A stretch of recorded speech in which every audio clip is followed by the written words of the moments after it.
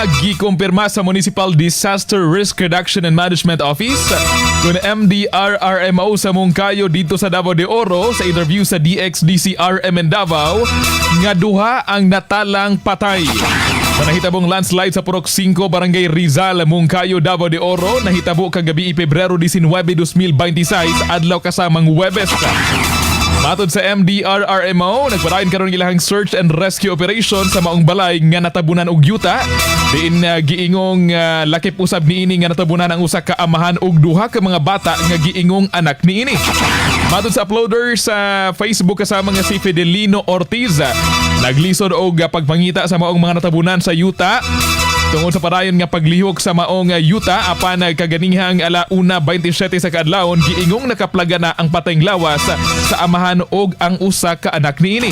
Samtang alas 3 kay ng kaadlawon sa magkasama gilayong wala pa nakita ang mga magulang nga anak or magulang nga anak apan walay hunong ang paghimo karon og search and rescue sa otoridad ning kasamtangan.